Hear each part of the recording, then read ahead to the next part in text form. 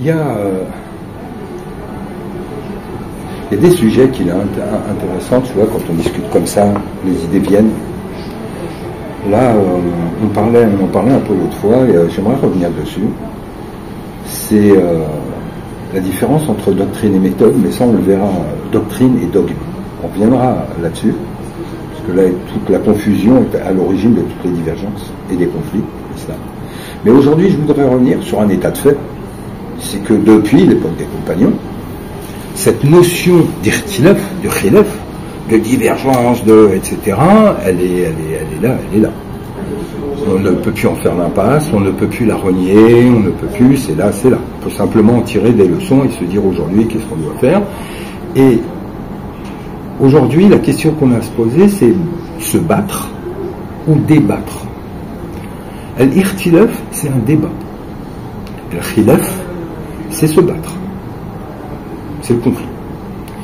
Le prophète a encouragé l'irtilaf en tant qu'il se passe selon des règles. Et il y a qawa'id al-irtilaf, il existe une science de l'irtilaf, c'est-à-dire que c'est géré par des codes. Celui du adab, par exemple, je te respecte. Je ne viens pas sur un terrain personnel, je reste sur un terrain intellectuel. Mais qui soit réellement intellectuel. Avec une bonne intention, non pas une intention viciée, parce que ça j'y reviendrai en tant que tel, c'est comment se dépatouiller quand on est face à des pseudo-théologiens qui vous embarquent dans des questions dogmatiques à n'en pas sortir. Alors, se battre ou débattre, en fait, c'est tout aujourd'hui la question, elle est là. Et soit on est capable de débattre, on n'oublie pas que nous sommes frères d'islam. On n'oublie pas que l'on peut avoir des avis divergents, en soi il n'y a pas de problème.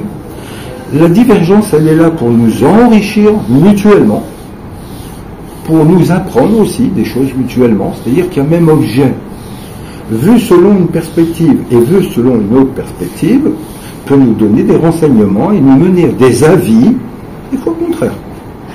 C'est la fameuse image, on met un 6 sur la table, toi tu vois un 9, moi je vois un 6. Je lui dis ah non, il y a 6, toi tu me dis non, il y a 9. En fait, on a raison tous les deux.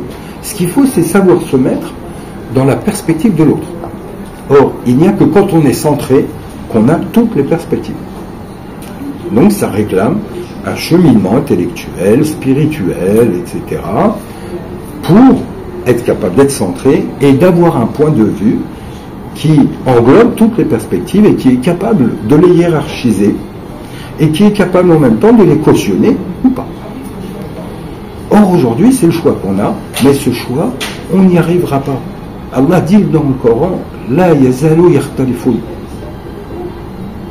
yaqdi baynakum yawm al-qiyamah fima kuntum takhtalifun.